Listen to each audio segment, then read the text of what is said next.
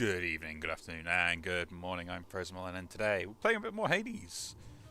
So yeah, I get to finish a very good week of work, and I said I was going to unlock the spear, so I kind of did unlock it, but because I didn't save it, it's kind of not locked it. Which in that case, we'll actually do the bow, because it has the bit that it should do on. There we go. Coronach, the Heart Seeker. So I didn't leave the room, it didn't save. Oh, yeah. What the?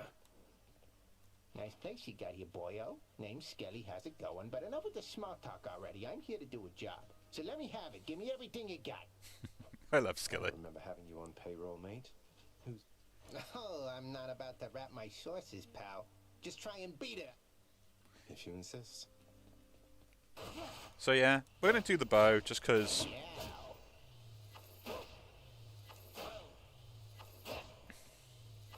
There we go. Don't know things that needed. Does he do that weirdness if you kill him the first time around? Just double check this. Oops. He should spawn back and we should talk to him again. Bet I got you pretty good. We can't do that. Alright, let's begin.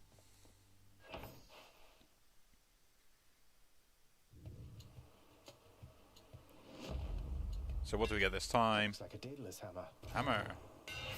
Enchantments for my weapon. Attack, special, up to the minimum range is reduced.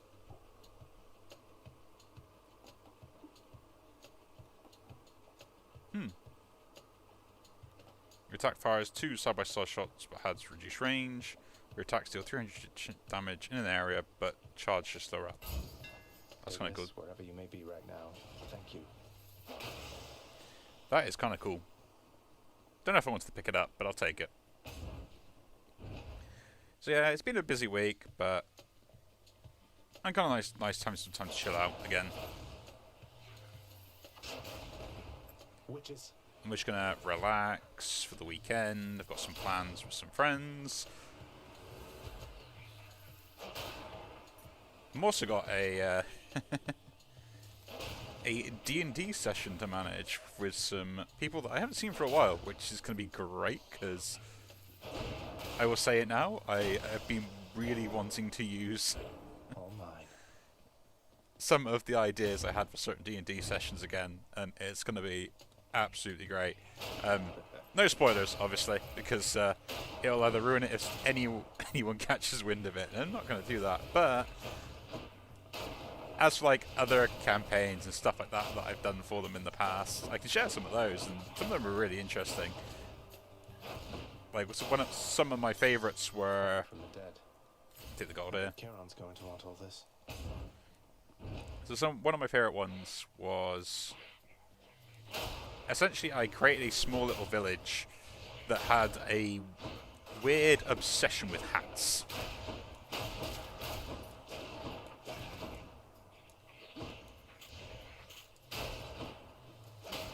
And what it was is they were all like if you imagine this way, you got a giant city, and you kind of walk into it, and these have got lovely clean streets, all the shops, kind of kids running around freely.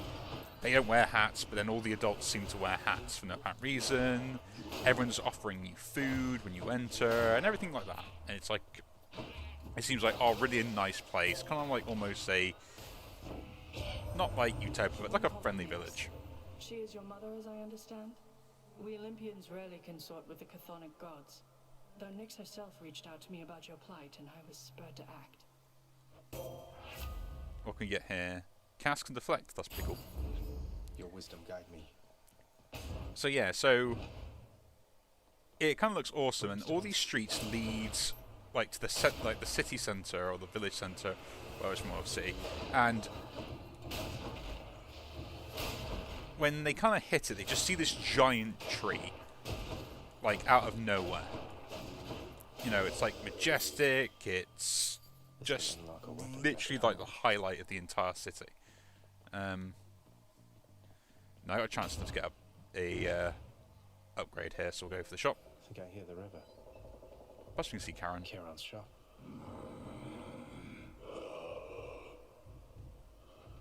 why, good to see you, Charon, mate. Just minding my own business, taking in the sights, and hey, what's that you got? Some sort of wares for sale? Then I'll just have a look around. So yeah, we'll buy the Athena, Cheers, mate. take the dash, because that's going to be really good. But yeah, so that kind of is like the big thing. So then obviously the party's been kind of told to go and investigate this city, because people that kind of end up going there don't ever seem to come back, and they don't know why. That's what you get. And Bottle of nectar. basically starts off like some people walk around, like they eat the food, and basically I basically anyone that kind of eats the food, I make them a Constitution save at any point. They don't really get to choose why or what's going on about that. Other ones will investigate, and then basically even like and that 20 is like you can't find anything suspicious about the food, and there is a reason for that. Like, you know, they can cast whatever they want, detect magic, stuff like that. Like there's nothing suspicious, and the reason there's nothing suspicious is because it's food. It's literally food. Like, literally that is it. But the people still made a Constitution check, and if they fail, something basically happens, and I will hand them basically an envelope that they can read. Heavenly Archer I know of. Well, several, really. Anyway, in the name of Hades, Olympus, I accept this message. I've heard about you. Look, I'm not like all the others on Olympus. The power of the hunt helps keep me company, so maybe it'll help you too. And what we take here, attacks us 50% stronger and gain extra critical. Okay, sure. The power of the hunt sounds like good company to keep. So yeah, so you end up, you get an envelope, and the envelope is a little bit of a secret, but that'll come in a bit. And like they walk around, they investigate, and you know, they seem to have a good time. The place seems very nice. They can't really find anything suspicious, and Ready for them. everyone seems to always like go to sleep at like a really early time as well, like really suspicious. And they follow like a group of people that go out at night to the tree where they kind of just are worshipping it. And what you find is this tree is like basically almost like a giant parasite. And all the food they've been eating essentially contains the seed from this giant parasite. The reason that they couldn't detect it in the first place is because it literally is just food. There is nothing strange with the food or anything else as well. It is literally just food to the health there. So, if they're looking for something in particular, like what are you looking for? And that's the one thing that I always, although it's a kind of a cop-out for, don't know why I did that, I'm in for it. for like insight checks and things like that, it's a rule that I like to stick by, and a lot of people that I end up either playing with, I like that when they stick to it too as well, is when you're doing an investigation check or an insight check or stuff like that, it's saying what you're checking for. So Is that picking it up? seems like a get out of jail free card for like DMs and stuff like that. I know some people are never happy with it either, but with the group of friends that I play, it's the rule we kind of stick by, because you can't look for something without any information, and without any information you wouldn't know what you're looking for. No chance. Yeah? Like if I walk into a room and I want to investigate the room, I need to know what I'm investigating to be able to get the information out of it. So if I say, oh, I know, I'm going to look around the room if anything seems out of place, and then the DM will tell you, you don't find anything out of place, or you notice a strange book or something that just seems odd compared to the rest of the room. And it's about that one rule that we kind of say to it as well. And some of the DMs I spoke to don't like this. Other ones do like the idea of it. Some people think it's more of a get out of jail free card for things like nat 20s and stuff like that. But in that case, most times, like, we say they have a suspicion that something seems off, but they can't quite pinpoint it. Like, they get an inkling to what is going on, but we don't give them the solid concrete answer, which is kind of the whole point, because otherwise, yeah, everything gets ruined by someone that you're rolling on that 20 and an entire story, and it could finish within like a session, which it's not bad, but it's not great either. Never been this far. Okay. We'll take the health here as well. Always a pleasure, Charon. And boss time. Well, this is awkward. Halt, Zagreus. Not one step further. Come on, Meg. Haven't we had more than enough of each other by now? Besides, don't you have someplace else to be? Your father sent me. All in all, I'd rather be on your bad side than his. Now you can turn back, like a good little man, or I can send you home the painful way. What'll it be? I'll have to go with the painful way. A man after my own heart. I always laugh with this. It's just kind of funny.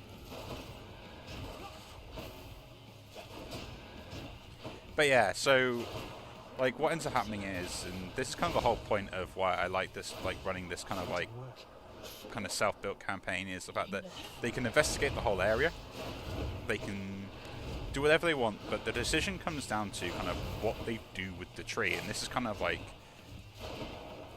the whole thing. Like the tree doesn't, like, it's not sentient and it doesn't really know any better, but it kind of is evolved in such a way where it kind of does have a consciousness now by, you know, interacting with humans, kind of semi-controlling them to a certain point as well, but it's not done necessarily anything evil, and depending on the player's actions will depend on kind of like how this campaign will go. So either they will basically cause the tree to be evil, where it was just generally kind of attacking people indiscriminately, and that's what they find out about it, and there's kind of like almost like no cure for what's going on with the villagers, so they have to essentially try to kill the tree but make sure that it can't produce any more seeds to sprout anywhere else, and you know, just basically annihilate a village off the map. Another solution to it is they can find a cure, The ancient blood. and they can cure all the citizens, but then they got to decide what to do with the tree. And now, do you kill the tree, or do you let it live? If they find a way to communicate with the tree, which is a way of doing it, is can they bargain with the tree? And then you have the options of like it being both good and evil, and all the different options there as well. What can we take here? Oh, I could have gained the god before I healed. Shame. And like Go on, huh? like later on in any campaign that I end up running, they'll hear news about this village from like random street vendors and conversations between other people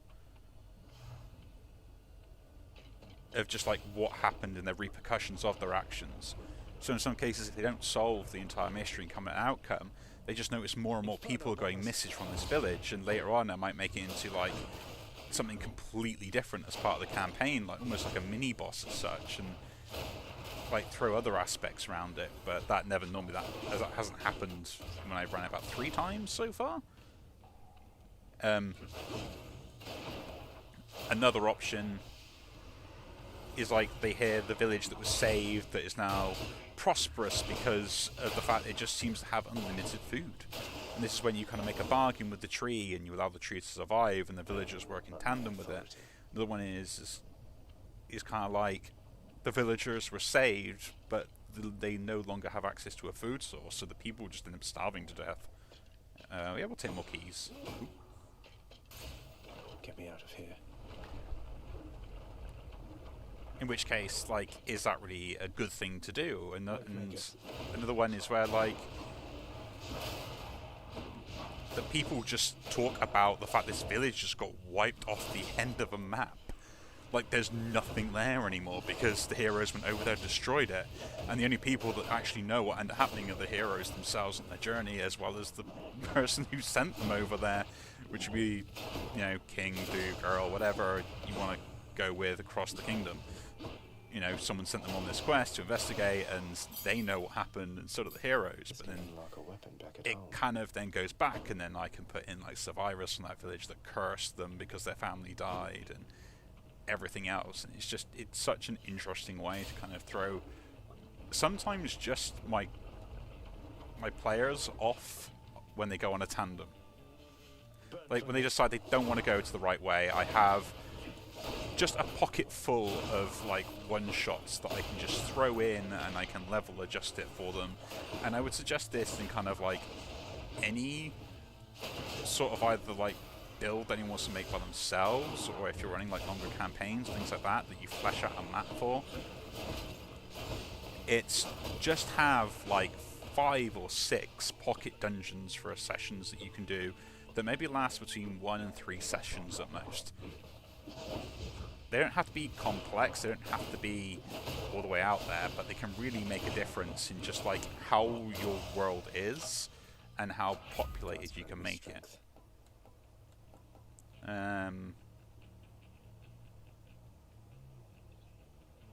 Yeah, we'll just up the attack because I'm using it way too much. Lightning. Let's face the boss. Oh, mini boss. Why, it's the barge of death. No, the barge. But yeah, I mean, I kind of enjoyed it, and it's kind of nice, and I've got like some ideas. A recurring character I like to use is this mouse or rat man, or well, no one really knows, but you know, a rodent, half rodent human hybrid type thing, or humanoid rodent, which I call Tibbins, and Tibbins is adorable. He's helpful to everyone. More coming in. And you can kind of see the problem with him being helpful to everyone. And I actually mean everyone. Like, I've used him. He's become like different characters in many different campaigns, and he's always been reoccurring in any campaign I ever run because I just love the idea of him as well. In some ones, he's literally just been a helpful guide to the party. That was revelry? People having a good time? Well, sure then. In the name of Hades, Olympus, I'll accept this message. Hey there, Zagman. How's it going? Look, you have got to get here with the rest of us already. We've been saving you a spot. Let me see what I can do. Make life a little sweeter for you in the meantime. Cool. My special grants hangover.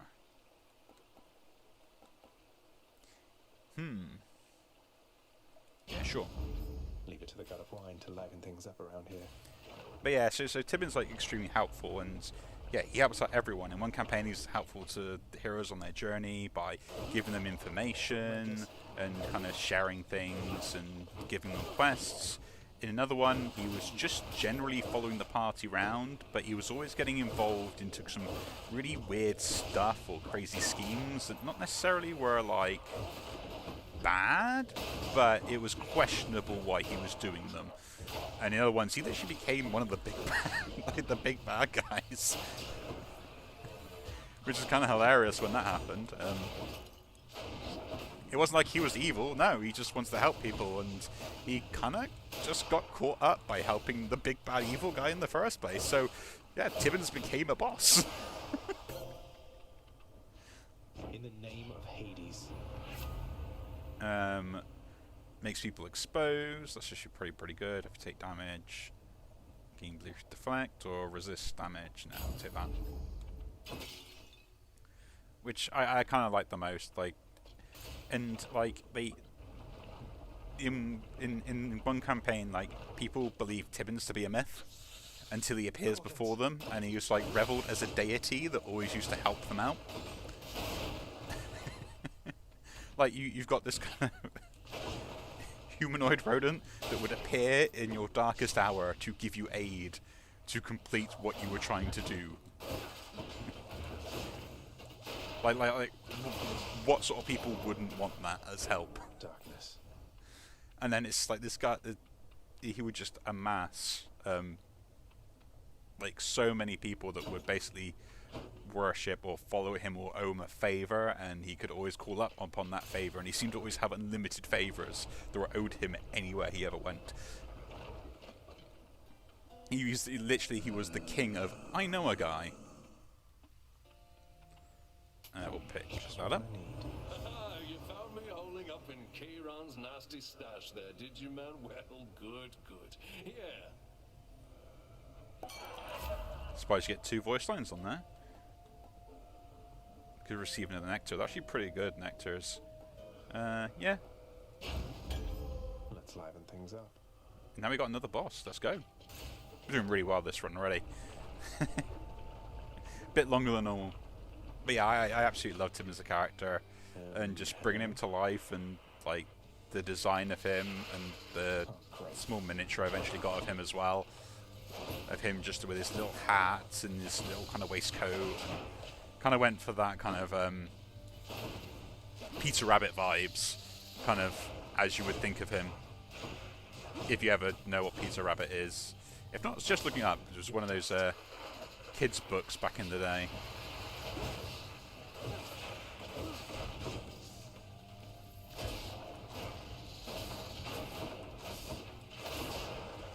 But yeah, I will say it was it's a character I'm very proud of, and I like the fact that I can basically bring him back for like all sorts of sessions. I had one where he did sacrifice himself for the party to make sure that they didn't end up like dying in the situation, because it was one of those ones where the party was meant to learn a lesson from what they were doing, and yeah, they couldn't have the whole party die and get wiped that way. So I always have that kind of, do I need to use a get out clause for them to escape? And Tibbins happened to be that one at the time.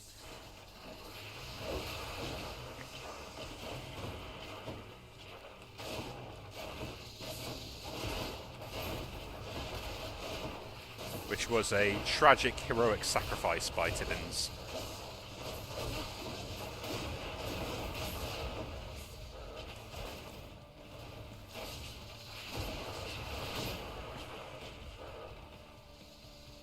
You know, and especially when I think the people realised just how like powerful they had made Tibbins when it's like an entire kingdom came to mourn the loss at his funeral, and like the king of the entire area gave a eulogy for Tibbins.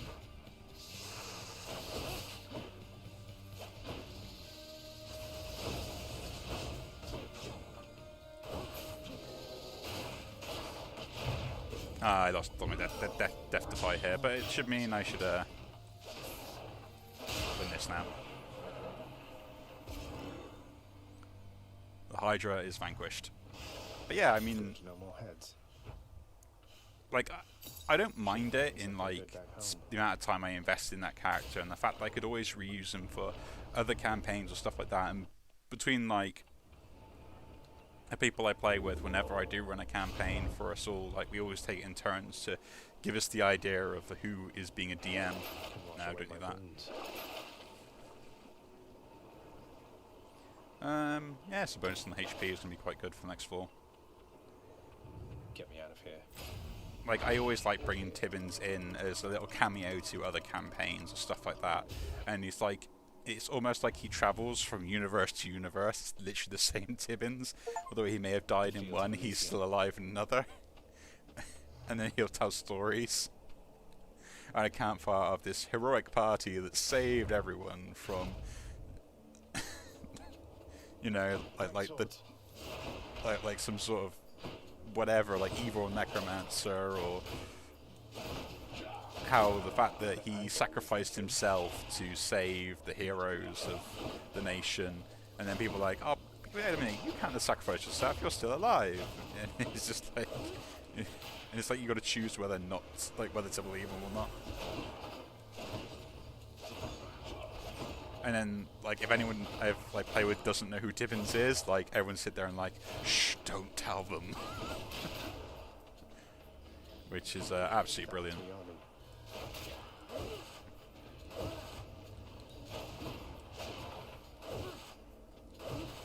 But yeah, I mean, I'm looking forward to it. I've got a good plan for them. I've got some sessions set up as well. We've agreed and planned a few going forwards to set up. Yes. Yeah, increase the hangover damage is always useful. They always like poison builds, and we can keep increasing that. Strongbows.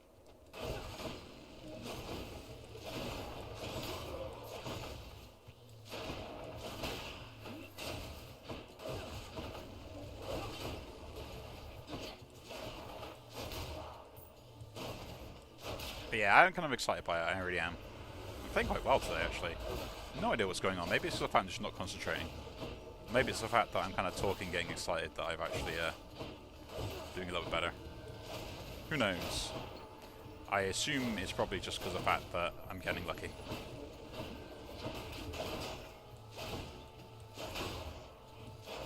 Or I think I just do better with long-range weapons.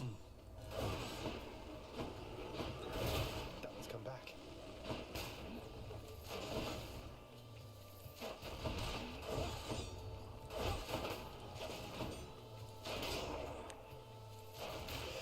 But yeah, I'm kind of liking to go with this campaign again, and it's going to be just increased attack.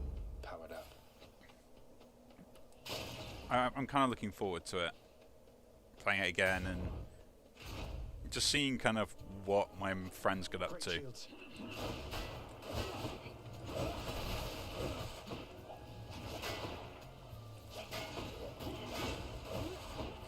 Because if they can get up to some stupid shenanigans, it's going to be hilarious. Even I know it, they know it. They're going to do something that's going to try and break the game. Someone's going to come up with stupid things.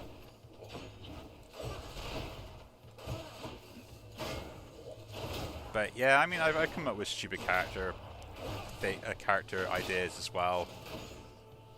And as I probably said, like in one of like some of my other videos, like we tend to like all have our own different styles of like what we like to do when we kind of DMing, and I think it's very important for that diversity within our group because it keeps like stuff fresh when we kind of swap around to run campaigns. And a good example of this, which pretty much is the guy that started off DMing for all of us. He tends to like, when we do one-shots, he'll do interesting one-shots where we get like characters, they'll have sort of semi-backstories if we want to, we can change them, design our own. But they kind of like, you know, he likes to just have set class teams, which is kind of annoying sometimes, but also we can see why he does it. And then we'll tend to like put a curse on the party for whatever reason that kind of will force us to think about problems in different ways. Poseidon's not that great. We'll take the upgrade. Chariots.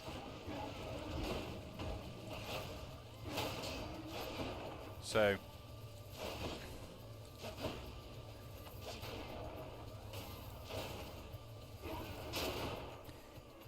yeah, and like these curses can range from something very simple, something more complex, something that's gonna be absolute pain in the backside. Like at one point we all became unable to hear anything. So we had basically a whole thing, a campaign of just being pure silence. I say campaign, more like a kind of couple of days worth of venturing through a dungeon. And we had to try and communicate without having the ability to communicate. Good enough to eat. Increased hangover. Zesty. Which was interesting, and well, I mean interesting, our barbarian couldn't read or write, so Flame wheels. yeah. That's all I'm going to say on that one. The rest of us probably could get away with it, but then we had one guy that could not read or write, and it kind of like really hinders this idea of people metagaming.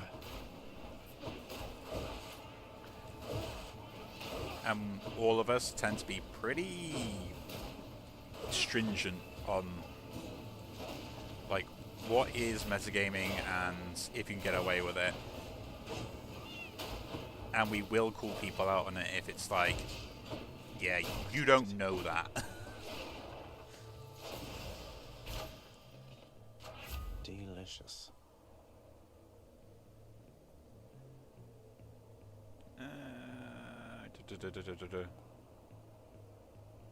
Actually, more backstab damage, yeah.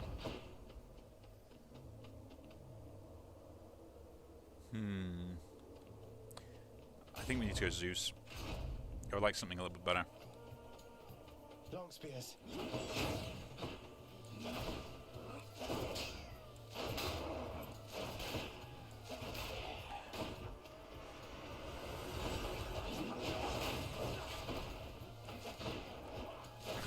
But yeah, it's one of the things I said.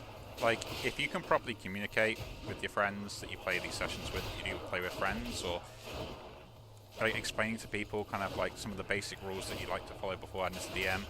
If they agree with it, great. If they don't, then trying to meet common ground where you can make an entertaining campaign as well as keeping them engaged is really important. Like, I had one campaign where I've, quite early on, managed to get a potion of paralysis as my rogue, which I got an interesting idea I want to do as rogue, playing the arcane trickster. I think I'm a mountain gnome, I think? I can't remember. But I know I've got the Tinkerer feat as part of my class, which that's going to go down very well later. Took a bite out of me there. No one likes to die, young man. But since you seem about to any moment now, you keep your head held high. Do you hear me? Let's see what we get here. Ooh. After you dash just before getting hit, strike foes. After you take damage, get struck by lightning. Nah, I can't read to replace that. We'll take that. If I get hit, at least it'll do damage to them. Not that I don't really want to get hit. I don't really want to take the key. We'll take the darkness.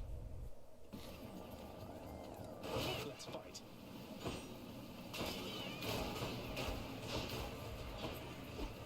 But yeah, it's been kind of interesting with I even lost my train of thought now. Yeah, I've basically got potion paralysis, and I've got a plan, because like my arcane trickster is just literally full of practical jokes, and that is kind of the whole point of their character. Like, I can create small little kind of autonomic contraptions that will, you know, just do things by themselves, or, you know, set them in random places. I've got a potion of paralysis, which apparently they gave me like 3 uses on it. So whenever we get back to that campaign, boy oh boy, is my DM gonna have some explaining to do why it gave me that.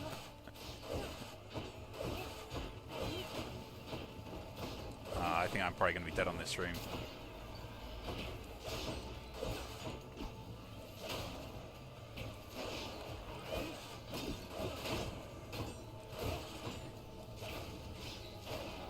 But yeah, I mean, I've got some ideas that I kind of want to do with that character, like that character in general, and I picked up some skills through the Arcane Trickster subclass, just so the fact that I can do.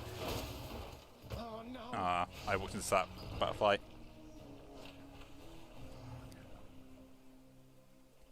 So a good example of this is I picked up Sleep because it's just a great spell for like massive AoE of mobs with low health.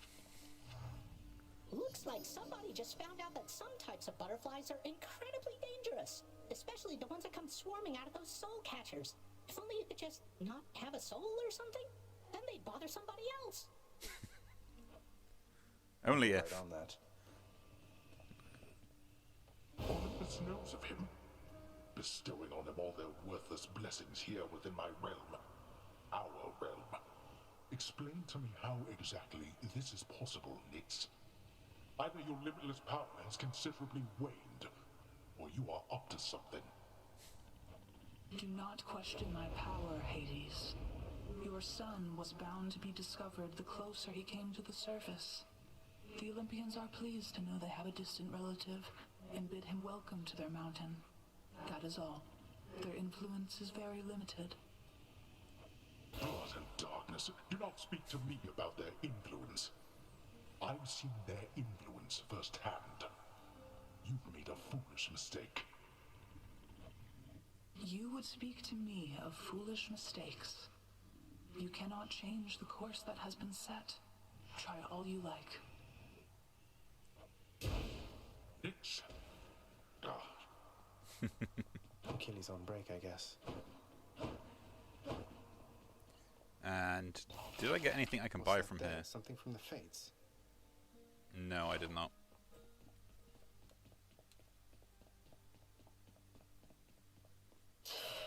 The prodigal son returns.